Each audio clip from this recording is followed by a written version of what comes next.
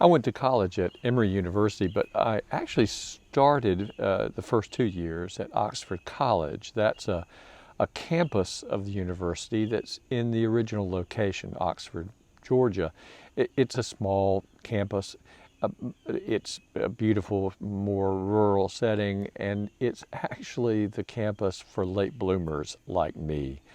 Oxford is the place, at least when I was there, that gave people a shot who maybe were a little slower to develop than some other folks, and I'm very grateful for that. There were two requirements that we had at Oxford that I'm not really sure that those folks at the Atlanta campus had. The first was drown proofing, and we'll just talk about that some other time. I'm sure they didn't have that there. And we also had a PE requirement for 2 years. One term, I was a little slow in registering, uh, and I ended up having to take a class for PE called Rhythms.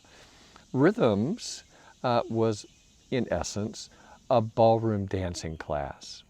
Now, there's nothing wrong with ballroom dancing, but I'm just not really a likely candidate for Dancing with the Stars. I'm not particularly light on my feet, and after having just seen Hamilton, I really know what dancers can do, and I can't do any of that stuff. But in this class, the point was to learn how to do things like waltz and rumba and tango, for crying out loud.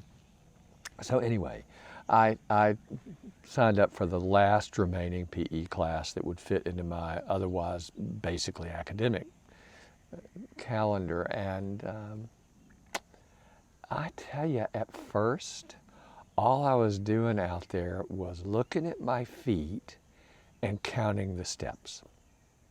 And I mean, I was sort of robotic and mechanical, I suppose. It wasn't that I was getting things wrong.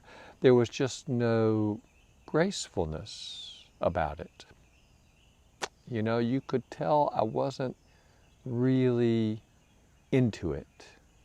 Or to put it a slightly different way, you could tell that the music hadn't gotten into me.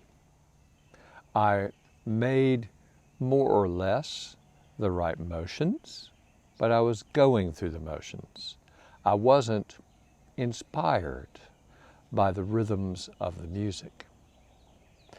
I'll tell you the story about this dance class because Paul talks about God in a way that we're so used to hearing it that maybe we just blow right by it. But I'm going to read it to you and see if this doesn't sound familiar to you, and so familiar that maybe you don't even notice how bizarre and wonderful it is. This is from Romans chapter 8, verse 11. If the Spirit of Him who raised Jesus from the dead dwells in you. Well, step back for a minute. God dwells in you. The Spirit of God dwells in you. What in the world does that mean? We could go on and on about that in all kinds of technical ways, but let's get back to the whole dance thing, huh? After a while, once I kind of loosened up and started listening to the music instead of watching my feet, the music really did kind of get under my skin. I bet you've listened to music unselfconsciously and your foot started tapping, right? The music got into you and it moved you. You were inspired by the music. It breathed into you. That's what inspire means, to be breathed into.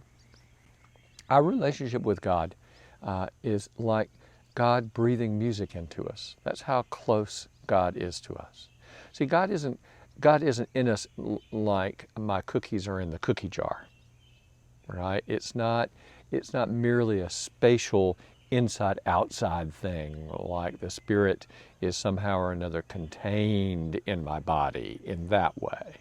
Instead, the music of God, the liveliness of God, the very resurrection life of God has entered into our lives.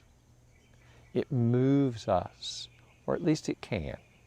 The music's playing, is what I'm trying to get you to see. The music is playing, and it's really hard to recognize it as music sometimes.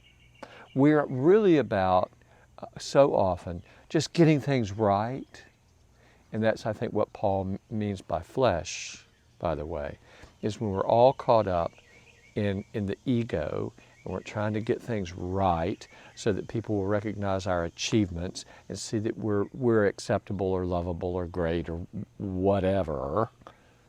And instead of listening to the music around us and within us, the music of God, all we hear is noise out there, and we can only hear the voice of our own ego.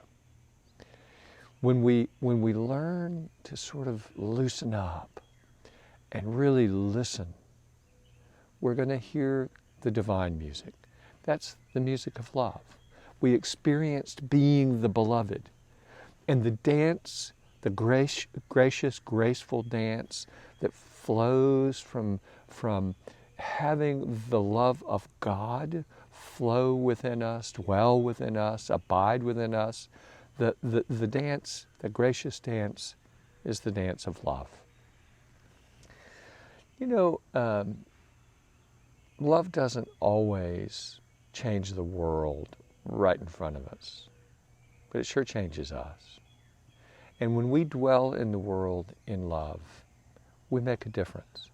We may not change other people's minds about things, we may not change our circumstances, but we do show the world a different possibility. That we can inhabit this world in a way that's not just all about me, but that's all about us.